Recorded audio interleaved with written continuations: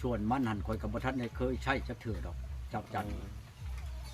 มาเห็นอันเขากับมาลงกระถาน้ำคอยชองตัวเมียเขานั่นปัดหักหมอเมียน่ะบ่ถือหมอผัวนั่น โอ้ เอ้าสิทันเฮิงยังแต่คอยไปขออันเมียคอยมาบ่ทันฮอด2อาทิตย์มันถึกที่เถื่อแหละ ถูกเลข ชี้งวดแล้วมันถึกนะครับบ่ถึกหลายโอ้ยตัวเองว่าโตน่ะมันงู มันงูไหนๆงูแล้วสมมุติว่าเลขสิออกคือสมมุติว่าแรงนี่เอาเงินให้เมียไปชื่อเลขอันนั้นเนี่ยเมียบัดหมอเลขอีกคือกันนั่นบัดค่อยกับพัดเนี่ยบัดมาชื่อมาแล้วบัดมันออกว่าชื่อของผัวหั่นยามใดก็ชื่อของผัวหั่นโอ้ยตัวเองว่าไม่ใช่บ่ควรว่ามึงก็ไปชื่ออีกบ่แล้วมันว่าเฮือนบนชื่อเลขใกล้ๆกับดอกโพกโบดอกขายดีอันบนเด้กายมาเจ้าบนห้านขายเผินเด้บ้านเมานั่นทางนอกทิศอันวัดตัวนั้นโรงเรียนน่ะเด้ใต้โรงเรียนมาจังหน่อยน่ะโพกโบแล้วขายไปชื่อนะฮันดอกอยู่ใกล้ๆเฮือนเขาแหละคนละภาคทางนี่เสียดอก บอกคลั่มยังไงพออย่างชื่อหมดเขาถือ คลัมบ่ได้กินหมากินแมว กินงูกินลิงกินช้างกินเชือกินเต่าแม่นบ่ได้กินแล้วบางชังชิบอย่างบ่ได้กินจักอัน เต่าถึงบ่กินเนาะ คือมันว่าคันเฮากินพิษเนาะ เสือกับช้างกับม้าก็สิบ่ได้กินแล้ว โยอย่ากินช้างนี่ยากแล้วมันบ่มีไผสิไปฆ่าช้างฆ่าก็ผิดกฎหมายอีกบ่น้อยช้างสิไปเอาชิ้นมันมาขายให้ไผสินั่นแต่อยากก็ยังบ่ได้กินนะอันนั้นน่ะบ่ได้ว่าสิคลัมนั่น เก็ดมันก็ยังปบเนาะพ่อใหญ่เนาะ คือหมาคือแมวนี่ยังว่าเขาฆ่าเขากินเลื่อยอันนี้นะเฮาก็คลัมเฮาสมมุติว่าเฮาผิดแล้วเนาะคือกันกับหมอนี่มันไปทำงานอยู่กรุงเทพคนบ้านให้เมาแล้วเขาเฮ็ดให้วันนี้แหละไปบ้านชะนำชัยนี่ล่ะเขาราคาหมาหมู่นั่นกินมาเฮ้ยอีบายมากินนั่นรัวชิ้นว่ะแหวเขาไปก็กินรัวแล้วกินจนอิ่มพู้นแหล้วบัดไปแล้วมันบ่แม่นชาติชิ้นอัน ชิ้นหมูชิ้นเป็ดเนาะ ชิ้นเป็ดชิ้นไก่น่ะเป็นชิ้นหมามันจะบัดไปผิดอยู่กรุงเทพพุ่นโทรมาหาข่อยก็ไปใครละว่าเฮ็ดให้เขาแน่นั่นแล้วก็เช่าดอกเลยผิดแล้วก็ขึ้นรู้ได้เป็นไข่เป็นหนาวคนรู้ได้บ่แม่นว่าผิดชื่อๆได้เป็นกับเขาเองรู้ได้คือกันกับมันเขาถือของของชาวข่อยนี่บ่แม่นว่าผู้นี้ผิดสิไปเฮ็ดผู้นั้นบ่ได้ผู้ผิดนี่รู้ได้คือแม่บักลันนี่เขาก็ถือน้ำข่อยนี่เนี่ยวางเดือน4 ปีแล้วนี่แหละไปขุดเนาะขุดเขียดขุดกบแล้วเฮ้ยบ้านนอกเฮาไปแล้วขุดเข้าไปแล้วหูจิโร่นะหูจิโร่ห้างนี่แหละขุดเข้าไปแล้วพริงูอยู่ในหันชับเลยชับแล้วก็เป็นอยู่พุ่นไหนเป็นอยู่ป่าพุ่นว่าท่านเมาเถื่อนเจ็บแอวเขาโทรมา ซับถึงงูบ่พ่อใหญ่ มันถืองู บ่ได้กินบ่ได้หยังติ บ่ได้กินชับเชื้อนั่น ถึงงูถือบ่ได้เนาะ อันนั้นเขาถือของอังชาอันนั้นบ่แม่นถืออันกระถาคือเจ้านี่เนาะนี่บ้านไม่เมานี่ก็นี่เฮือนพากันส่งไปนี่อันนี้นั่นงูถึกช้อนอันนี้ไปยามหลังใดก็ช่องลงไปมีแต่งู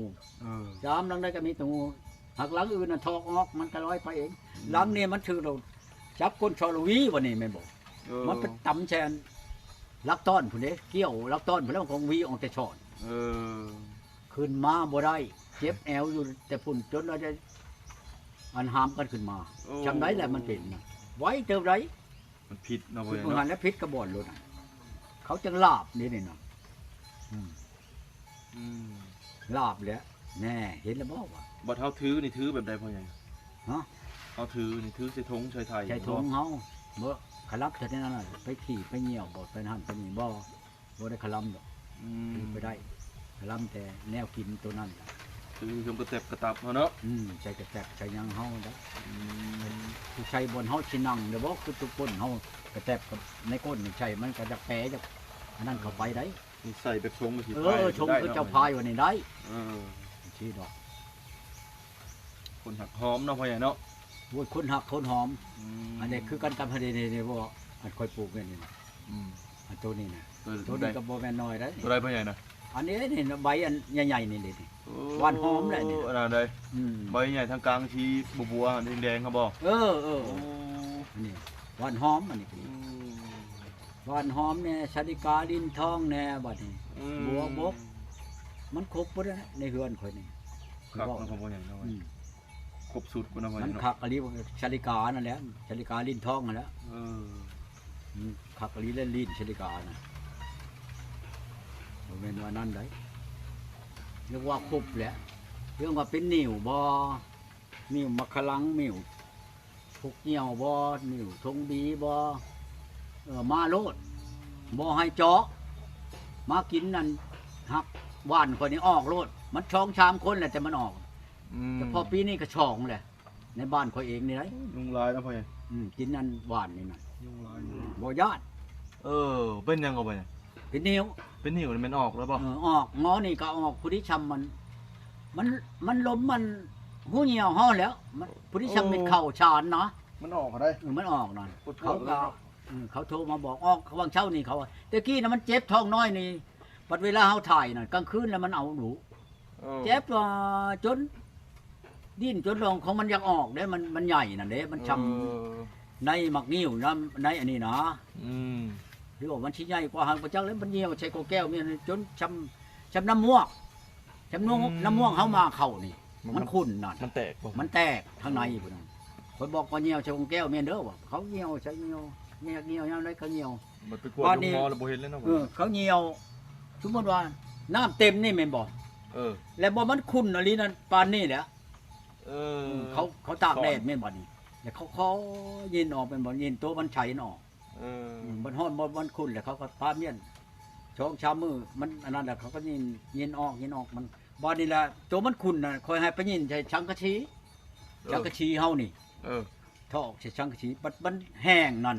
ปัดมันแห้งอันแดดถึกมันแห้งแล้วเป็นบ่น้ำเหี่ยวมันแห้งนั่นน่ะเดี๋ยวมึงคือกันกับมันปูนนี่แหละคือเฮาโหยปูนใส่ในชังกะชีน่ะเมียนเขาเอาน่ะเขาก็เต่าอยู่ในชังกะชีน่ะมันเปื่อยเด้โอ้ยว่ะโมเมนต์นั้นจะว่าไผเป็นนิ่วเป็นนั่นนิ่วทุกพวกเหี่ยวบ่ไปเจาะมันหลายล้านเท่าใดนี่มันค่อยเอาบ่พอล้านนำดอกคันว่าหมู่มาหาน่ะนะไอ้น้องมาไว้ชานาวาสนั่นอยากไปกินน่ะมาเอาโลดผู้หนึงน่ะเจ็บปวดน้ำตุนน้ำตูน้ำอันนี้อยู่เมืองวิระผมค่อยพาขึ้นไปให้เลยเด้ผักอันยาค่อยนี่ผักน้ำออริชิตได้ช่องคืนเลยบางเทื่อก็สิฮอดหรือเรื่องใด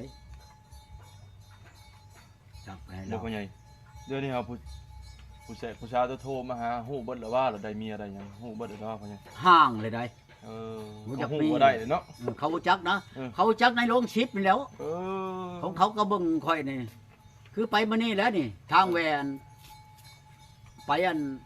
บ้านดงนั่นอันค่อยไปชื่อเอากล้วยครับอันมักชิลีนะหั่นโอ้เรารู้จักเราได้ เอาเมียแหละเนาะเราเอาแล้วตัวเองเราว่าเราถามมันเราจะได้กาบตานนี่นะยังมีหลายบอกกาบตานอยู่ก็หลายนั่นแล้วบ่มันหลายกกอยู่ในเถียงค่อยเราก็จดเอาเบอร์โทรเราสิมาเอาหลายไปเลยเราจะขายนะล้านนึงบ่ล้านนึงขาย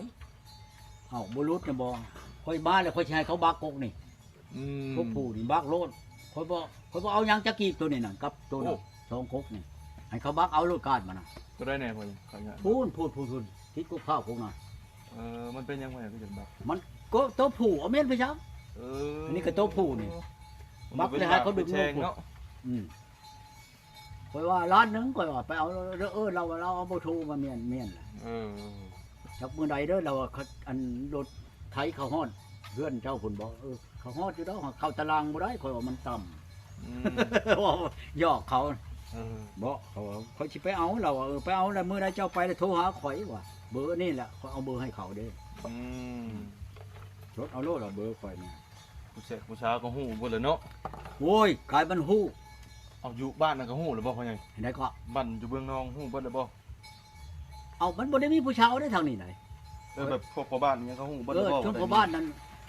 มื้อนี้ก็โทรมามื้อนี้น่ะเพิ่นให้ขึ้นไปพุ่นน่ะ เขาฮู้เบิดเลยเนาะพ่อใหญ่เนาะ เพิ่นพ่อบ้านให้ขึ้นไปนั่นเขาคนเด้อว่าข่อยยังยากกันทางไปว่ามันฝนตกเกินดินเลย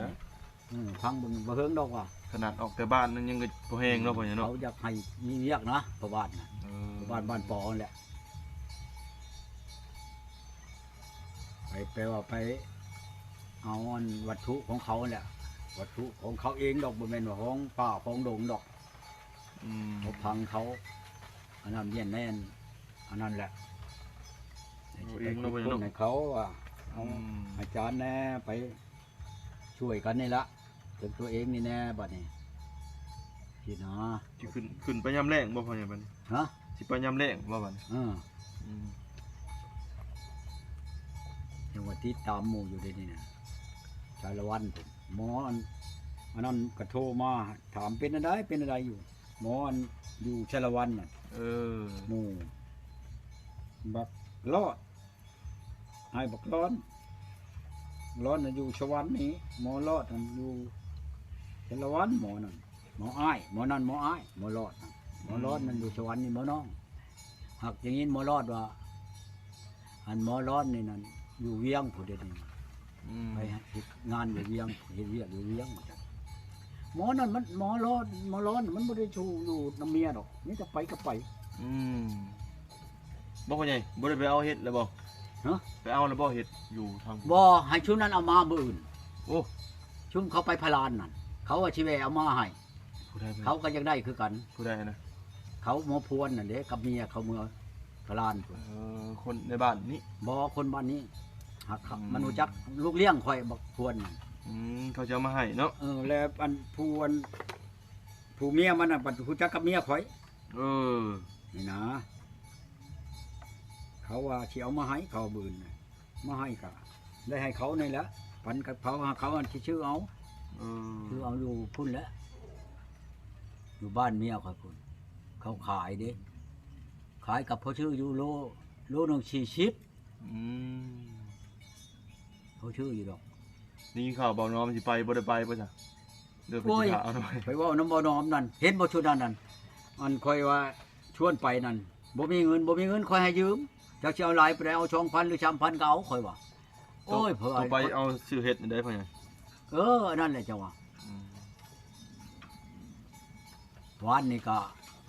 เบาน้อมมาวันนี้เบาน้อมแล้วก็เบาชิลัดกับเมียแล้วก็เอามาแกงอันลูกไม้นั่นนี่แหละแกงลูกไม้เบาน้อมเอาลูกไม้มาแล้วก็ถึงเฮ็ดมาแล้วแกงใช่กันเด้อกินในนี่แหละจากในเมืองทุกคนน่ะ มาจุดค่ำบ่พ่อใหญ่ บ่มาบ่ได้หึงไปได้ดอก แป๊บเดียวบ่ ประมาณว่าเช้า30นาทีนี่แหละ ยันพ้นตกพากันมื้อ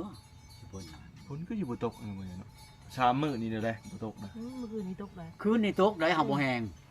ตกพอมาเลยบ่แบบซื่อๆบ่จ๊ะ เพราะปกติบ้านนี้บ่แห้งบ่หึงถึงบ่แห้งบ่หึงหักใครอยู่มันไขปากเดือนนั่นแปลว่ามันได้ชามค่ำนี่ลงมานี่แปลว่ามันไขนี่ก็พ้นดีอยู่ธรรมดา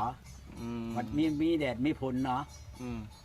คันว่ามันตกกันปากเดือนโลดนั่นสมมุติว่าเอาไม้คำหนึงมันตกแล้วเบิดปีเบิดเดือนโลดในเดือนนั่น โอ้นั่นๆ อันนี้นี่มีแดดมีฝนนี่มันบ่าเด้ที่ดอก มือตกมือแดดเนาะพ่อใหญ่เนาะมือลิ้น ลิ้น